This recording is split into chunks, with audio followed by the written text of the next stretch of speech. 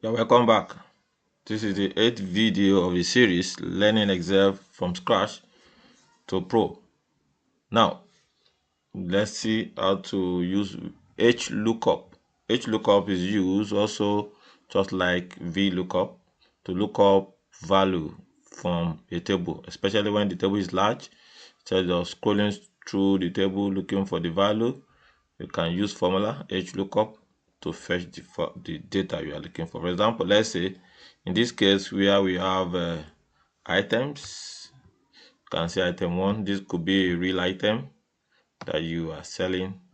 Item 1, item 2, as many as you have. Let's say as many items as you have in the standard worksheet. You have listed them, and the idea of this one is maybe the price, the unit price of each item depends on the quantity purchased by your customer. Well, we can see a unit price of item 1 is first start from 100 and it could drop down to 50 if the person purchased up to 26. So the unit price for each of the 26 purchase will be 50 naira.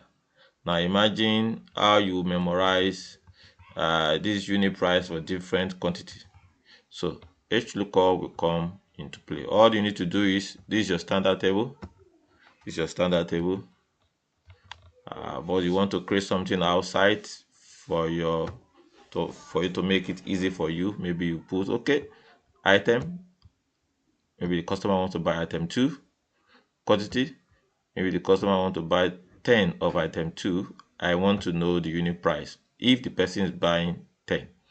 So that is where we use Hlookup.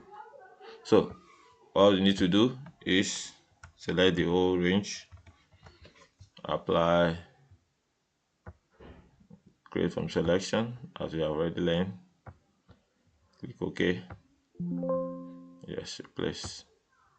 Now we now want to find our unit price if the person is buying 10. So let's start equal to Hlookup.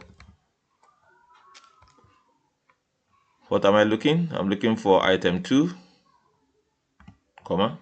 In this table range, use your Control Shift, arrow right, then arrow down. You can scroll back if you like. Okay.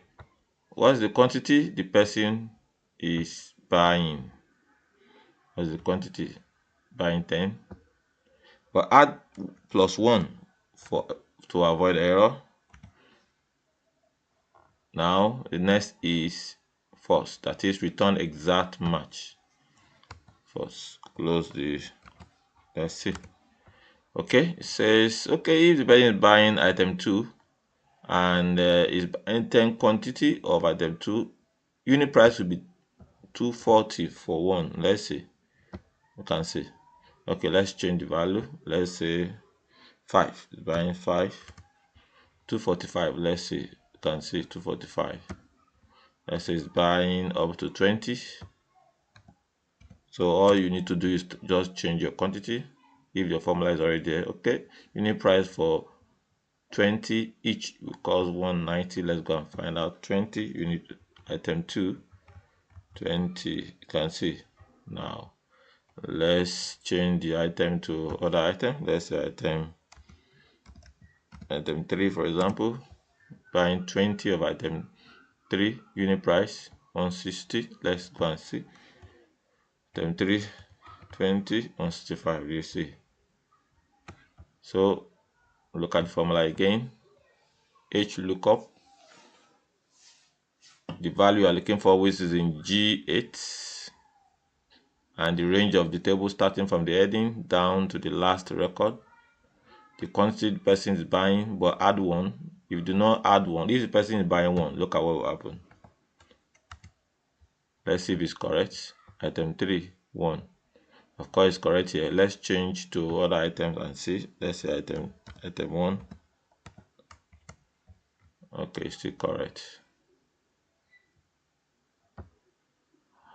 Oh, I've not removed the 1. Let's remove the 1 plus 1. Do you see? Okay, let's say the person is buying item 3 instead. You can see generating error. Person, okay, let's say is buying item 2. Can see it's generating not something above the cell. It's going above the quantity.